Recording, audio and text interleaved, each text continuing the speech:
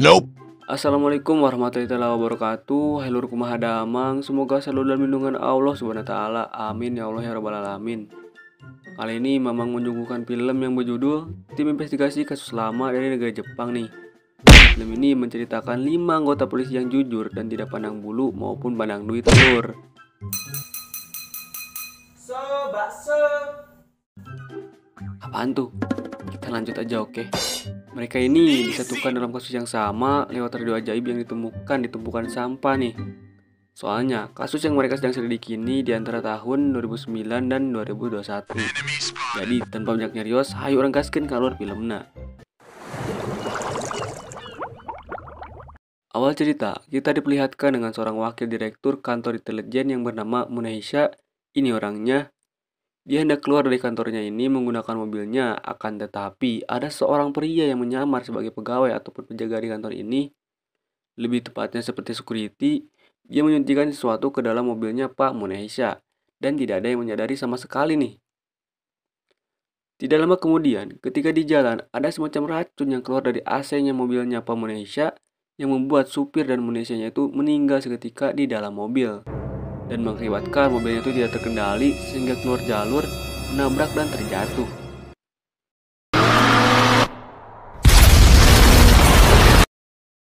Sontak, pemberitahuan di Jepang heboh dengan kejadian tersebut. Departemen Kepolisian Metropolitan Tokyo pun langsung mengadakan konferensi pers darurat yang didatangi oleh Direktur Intelijen Investigasi Kriminal yang bernama Aoki. Ini orangnya. Saat Aoki hendak menyupai jumpa pers tersebut, anggotanya itu mengabarkan kepada Aoki bahwasanya Monesha itu dan supirnya meninggal di dalam mobil sebelum menabrak dan terjatuh. Meninggalnya juga diakibatkan oleh racun yang bernama Heiron.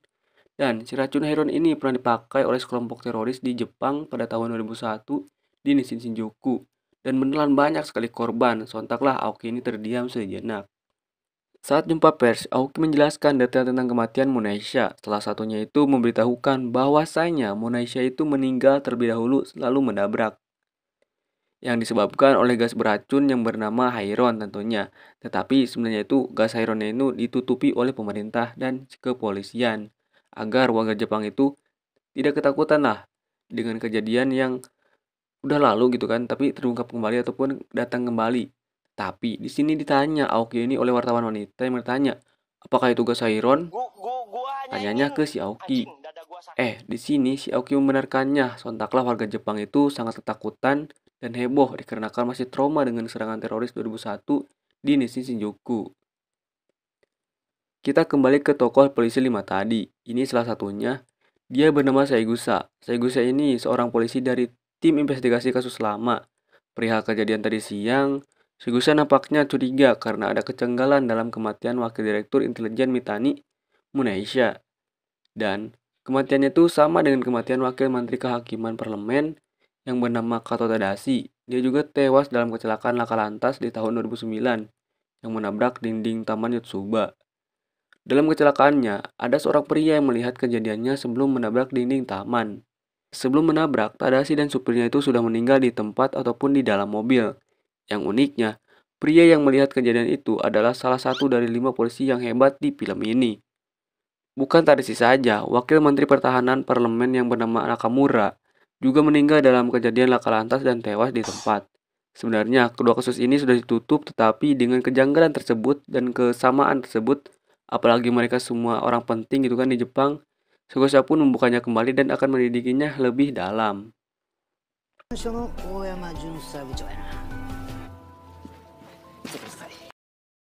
Jadi, di tahun 2009, lebih tepatnya pada tanggal 21 November, Oyama melihat Kato Tadashi meninggal sebelum menabrak dinding Taman Yotsuba. Banyak orang yang tewas dan luka-luka, dan salah satunya itu anak perempuan SD. Yang saat itu Oyama selamatkan nyawanya dengan cepat-cepat dibawa ke rumah sakit. Ya meskipun kondisinya kritis dan kondisinya itu kian memburuk sehingga anak ini tidak lama kemudian meninggal, akan tetapi anehnya itu kasus kematian Tadashi ini malah ditutup dan tidak menanggapi kesaksian Oyama. Sontak saja kan Oyama juga aneh kenapa kantor pusat menutupnya dan tidak mau mendengarkannya. Kita kembali ke tahun 2021, di mana radio yang Saigusa temukan tersambung dengan radionya milik Oyama di tahun 2009 dan Saigusa di tahun 2021. Saigusa pun menceritakan tentang kematian Monahisha dan Oyama juga menceritakan tentang kejadian Kato Tadashi. Mereka sepakat nih akan mendalami kasus ini agar tidak ada lagi korban selanjutnya. Akan tetapi, ketika Saigusa ingin menceritakan korban selanjutnya setelah kematian Kato Tadashi, yaitu Nakamura, saluran radionya itu malah terputus dan Oyama mendengar dengan samar-samar. Di pagi harinya, di tahun 2009, Oyama sedang mencari nama yang mirip yang dikatakan oleh Saigusa. Yang akan menjadi sasaran berikutnya, tidak lama kemudian melintaslah seorang laki-laki di depan Oyama yang membawa jarum suntik. Sontaklah Oyama pun curiga lah. Lalu Oyama keluar dan mengejarnya. Setelah tertangkap, nampaknya orang ini enggan membuka mulut apa alasan dia membawa jarum suntik tersebut. Dan anehnya, di tangannya itu terdapat tato berbentuk kupu-kupu. Orang ini juga berkata, tak lama kemudian, anggota dari kantor pusat pun datang dan membawa orang itu dengan paksa. Oyama pun bingung dan menahannya, takutlah seperti kejadian pada kasus Tadashi, di mana laporannya itu tidak didengar oleh kantor pusat. Tetapi di sini Oyama tidak bisa menahannya. Emang aneh sih, ada orang penting gitu kan di negara, terutama dia tuh meninggal, dan masih banyak sekali tanda tanya, malah ditutup. Ya memang juga aneh lah. Oke lanjut. Di malam hari berikutnya, Saigusa membuka buku tentang serangan teroris di Shinjuku. Saigusa menemukan seorang wartawan wanita yang bernama Koizumi Michiru. Ini orangnya. Koizumi ini yang mempertanyakan racun yang ada di adegan awal tadi kepada Aoki saat pembunuhan Monesha. Koizumi juga pernah mewawancari Amamiya, ketua dari teroris di Shinjuku. Saigusa pun dan Sakura langsung mendatangi Koizumi ingin menanyakan tentang Amamiya. Pada awalnya, Koizumi menolak karena dia tidak percaya terhadap polisi. Akan tetapi, ketika Saigusa menanyakan tentang Amamiya, Koizumi menceritakan wawancaranya dengan Amamiya. Di mana Amamiya menjelaskan bahwasanya gas heron ataupun racun heronnya itu sangatlah mematikan dan hanya Amamiya lah yang bisa membuatnya. Dan ketika dieksekusi mati, heron tidak akan ada lagi terkecuali yang disita oleh pemerintah. Ya, pemerintah, kata si Amamiya.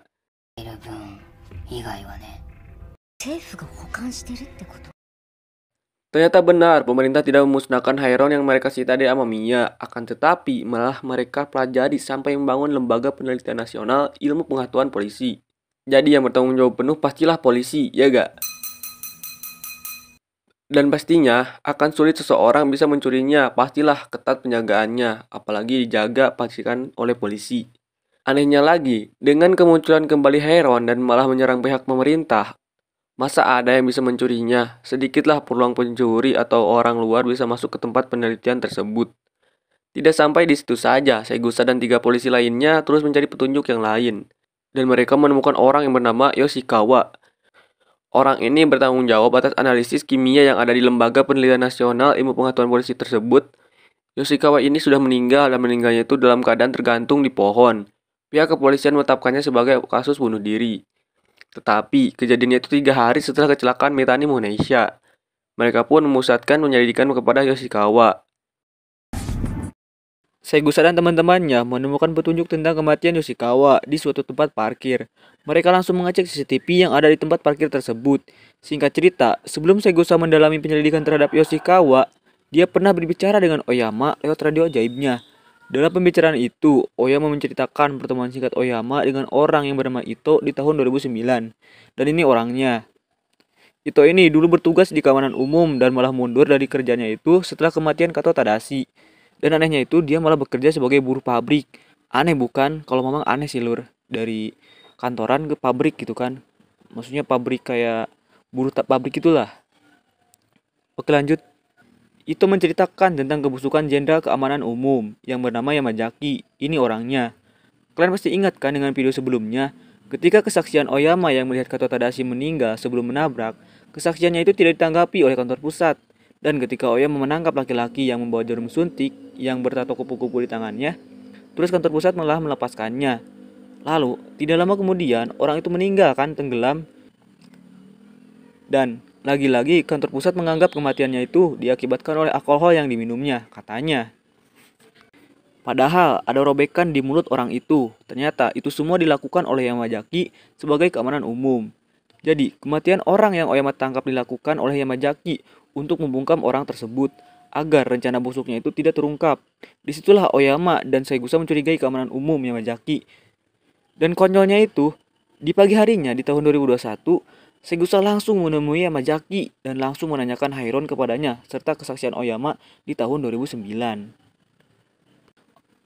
Yamazaki malah menanyakan di mana Oyama sekarang sambil tersenyum kepada Segusa dan enggan memberikan jawaban perihal pertanyaan Segusa. Segusa pun disuruh keluar. Sebenarnya yang dilakukan oleh Segusa sangatlah ceroboh. Bisa saja kan kalau benar dalang dari semua ini adalah Yamazaki, terus kemunculan Segusa dapat menimbulkan masalah, bisa jadi kan Segusa dibunuh olehnya. Apalagi Oyama di tahun 2021 dinyatakan hilang, entah kemana. Bisa jadi kan hilangnya itu dikarenakan ia mendalami tentang Hairon ini. Oke lanjut. Setelah pertemuan dengan Yamazaki, Segusa dipanggil oleh Aoki karena Aoki dituduh oleh Yamazaki bahwasanya Aoki lah yang menyuruh Segusa menggali info tentang Hairon kepadanya. Padahal bukan Aoki yang menyuruh si Segusa. Nah, saat bertemu Aoki, Segusa membeberkan kenapa dia menyelidiki Hairon dan kematian para semua petinggi Jepang itu kan. Aoki pun mendukung Segusa. Setelah percakapan panjang Segusa dengan Aoki, Segusa pun pamit kembali ke tugasnya. Akan tetapi, tidak lama kemudian Segusa mendapat SMS dari Yamazaki, di mana Yamazaki menyuruh Segusa ke suatu tempat dan Segusa pun berjanjian dengan Yamazaki. Mereka bertemu di gudang di pinggir sungai. Akan tetapi, ketika Segusa sampai, Yamazaki sudah meninggal diakibatkan ada yang menyuntikkan Hairon ke tubuh si Yamazaki. Tidak lama kemudian, polisi datang dan malah menangkap Segusa. Di sini Segusa lolos dan sempat mengabari Sakurai bahwasanya ada orang yang menjebaknya sehingga sekarang ia menjadi buron. Aneh bukan? Lanjut. Segusa pun menjadi buron, akhirnya dia juga bersembunyi di rumah Koizumi. Terungkap juga kenapa Segusa ingin menjadi seorang polisi, ternyata adiknya itu meninggal akibat serangan teroris di Nissin Shinjuku. Jadi, Segusa ingin mengungkapkan kebenarannya dan ternyata Koizumi juga korban dari serangan teroris di Nissin Shinjuku. Kedua orang tuanya Koizumi meninggal, sedangkan Koizumi selamat dari kejadian naas tersebut. Dan lama kemudian ada yang datang ke rumahnya Koizumi. Tanpa mereka sadar, orang itu sedang mencari Segusa.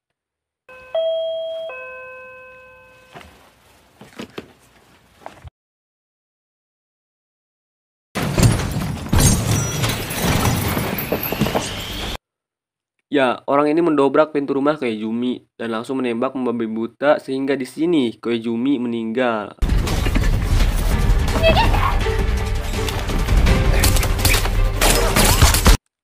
Bagus, alhamdulillah Segusa pun selamat ya. Sungguh amat miris meninggalnya Koizumi, tetapi demi menegakkan keadilan dan kebaikan, keren lah. Oke lanjut.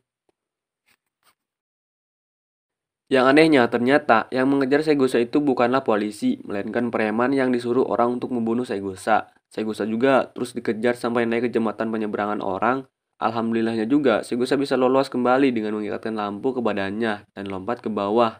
Yang uniknya, Sakurai langsung ada di tempat itu dan menyelamatkan Segusa.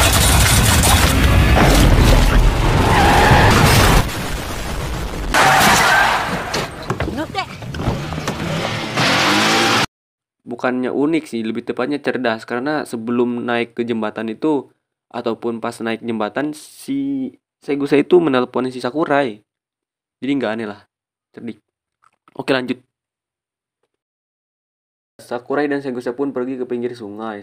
Secara kebetulan juga Oyama bisa dihubungi lewat radio ajaibnya. Oyama menceritakan kebusukan Yamazaki, Tadashi, dan Itagaki yang menjadikan serangan teroris di Shinjuku untuk kepentingan mereka. Dan hasilnya, pada serangan Nissin Shinjuku tersebut, anak si Aoki dan istrinya itu meninggal. Ternyata anak yang Oyama selamatkan itu adalah anaknya si Aoki lur. Terungkap juga dengan kemunculannya penyerangan Hairon setelah teror Nissin Shinjuku itu dilakukan oleh si Aoki. Karena dari bukti yang Sakurai dapat dari CCTV tersebut di tempat parkir, ternyata salah satu jam pelaku sama dengan jam yang miliknya Aoki yang Sagusa lihat di tempat tadi.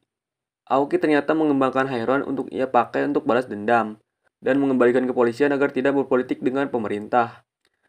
Atau bisa disebut kerjasama lah dengan para pemimpin yang korup dan mengalahkan segala cara terutamanya agar mereka bisa berkuasa. Segusa pun tampak marah dan kesal dengan kenyataan kasus yang sedang dihadapi. Tidak lama kemudian, Sakurai ditelepon oleh salah satu timnya. bahwasanya Aoki itu menghilang dan pastinya sedang beraksi lah. Karena target terakhirnya itu tinggal si Itagaki. Dan kebetulan juga ada berita di mana Itagaki besok ada acara di sebuah hotel yang di mana acara itu amatlah penting baginya. Karena ketika Sakurai mendatangi Itagaki dan menjelaskan kepada Itagaki hal buruk yang kemungkinan akan menimpanya dan melarangnya datang ke acara itu, Itagaki tidak mendengarkannya sama sekali. Sakurai pun menawarkan dirinya dan timnya akan menjadi petugas ganda ataupun keamanan ganda baginya saat acara sedang berlangsung. Saat di acaranya Itagaki, semuanya itu awalnya lancar-lancar aja. Akan tetapi, tidak lama kemudian mulai ada yang aneh di mana semua pintu terkunci di ruangan acara Itagaki. Dan ternyata ada tempat pusat pengendalian gedung di hotel ini. Segusa dan teman-temannya itu langsunglah mengecek. Ternyata semua staf yang ada di ruangan tersebut ataupun ruangan pengendalian tersebut sudah pada disekap. Entah oleh siapa, mereka pun menceritakan ada 3 orang yang mendatangi mereka dan menyekap mereka dan mengutak-atik sistem kontrol. Dan ketika mereka ingin membuka kembali pintu di ruangan si Itagaki yang ada acara, mereka kesulitan karena sandinya itu sudah dirubah dan membutuhkan waktu sekitar 1 jam agar bisa membuatnya kembali. Anehnya juga, layar monitor saat itu memperlihatkan tangki dan saluran pipa air pemadam kebakaran. Oke lanjut. Dengan kecerdasan yang Allah berikan kepada Segusa, Segusa pun membaca semua arah dan rencana si Aoki, di mana Aoki ternyata menjebak Itagaki di suatu ruangan dan menguncinya. Aoki akan menyiram Itagaki menggunakan Heiron lewat keran pemadam yang ada di ruangan Itagaki. Dan pastinya targetnya itu bukan Itagaki saja kan. Ada Sakurai di sana. Sontak saja kan Saigusa pun langsung naik ke lantai 20, tempat penyimpanan tangki air pemadam yang berada di hotel ini. Setelah mengetahui rencana si Aoki, Sakurai menceritakannya kepada Itagaki dan sontak saja kan Itagaki itu shock dan menanyakan, apakah itu benar? Maneh batu sih. Oke lanjut. 4. Kita kembali kepada Saigusa, di mana Saigusa menghadapi 3 preman yang mengejarnya tadi, dan membunuh Kejumi tentunya. Dengan santai dan penuh triknya, dia melumpuhkan ketiga 3 preman itu, meskipun preman yang terakhir cukuplah sangat menyulitkan.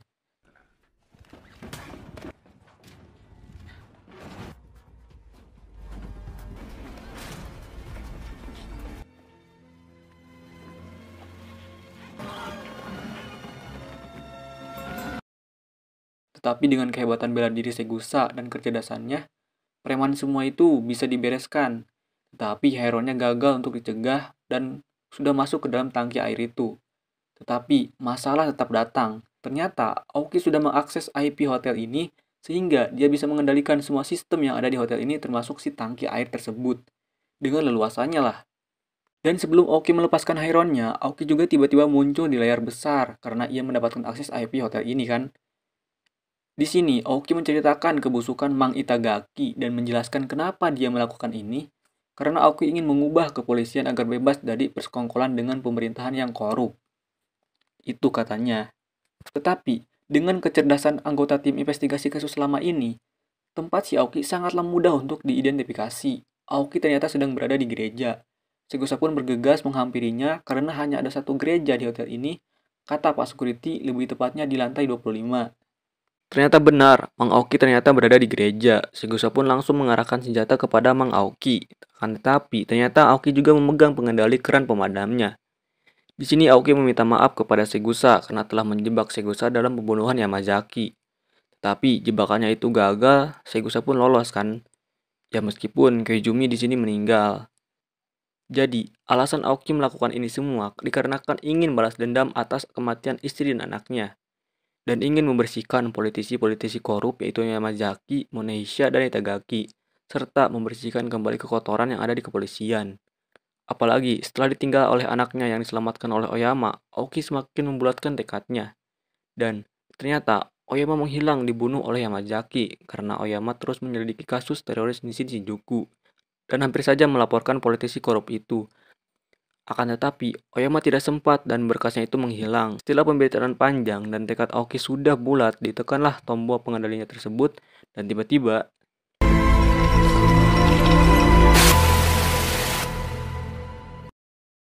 ya, dengan kecerdasan Segusa, sebelum dia masuk ke gereja ini, Segusa memerintahkan kepada rekannya yang ada di ruang pengendali untuk membuka katup di lantai 26. Sehingga ketika Aoki menyiramkan airnya, otomatis airnya itu akan mengalir ke lantai 27, tempat acara Mang Itagaki. Dan alhamdulillahnya rekannya Segusa sempat membereskan sistemnya berkat percakapan panjang Segusa dan si Aoki.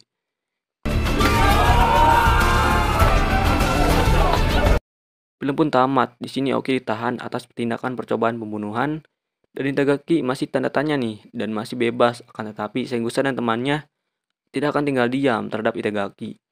Cukup tidak adil bukan? Yang jahat masih senang-senang, ya gak? Tetapi lihat dulu, belum beres lur.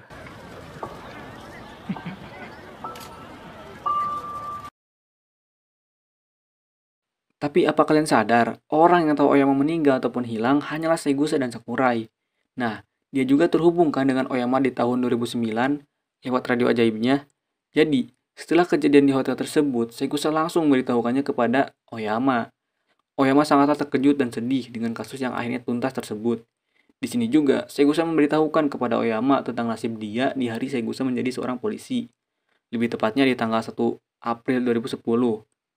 Oyama menghilang dibunuh oleh Yamazaki sehingga Oyama tidak menemui Segusa yang sedang diangkat menjadi seorang polisi.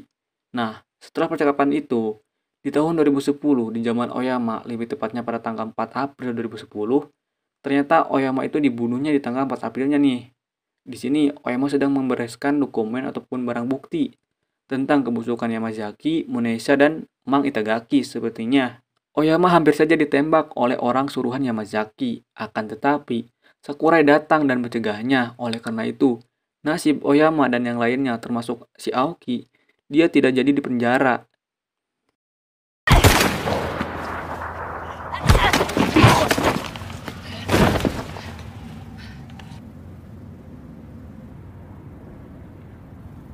Kita kembali ke tahun 2021. Ketika Segusa bangun dari tidurnya, semua kejadian di masa lalu seketika berubah. Aoki tidak dipenjara, semua yang Aoki bunuh masih hidup, dan yang pastinya Yamazaki, Muneisha, dan Itagaki membusuk di penjara. Bingung bukan? Ya, Mamang juga awalnya bingung banget dengan alur film ini. Tetapi setelah lihat 3 kali, connect lah kemana sih alur film ini. Berarti Oyama juga bisa dikatakan masih hidup, ya gak? Memang betul, Oyama masih hidup berkat pertolongan Sakurai di masa 2010. Segusa dan Sakurai pun langsung mencari Oyama. Sudah ya, begitu saja, beres. Oke, jadi pelajaran yang kita bisa ambil dari film ini adalah tegakkanlah semua kebenaran, meskipun kebenaran itu menyakitkan. Janganlah mengeluh dengan nasib yang Allah berikan kepada kita, jalankan, rasakan, dan syukuri. Yakinlah semua yang Allah tentukan kepada kita ada kebaikan di dalamnya. Ingat lur, di dalam Quran Surah Ali Imran ayat 139, Allah berfirman, "Dan janganlah kamu merasa lemah dan jangan pula bersedih hati, sebab kamu paling tinggi derajatnya jika kamu orang yang beriman." Oke, Mamang pamit, terima kasih dan sampai jumpa di minggu depan.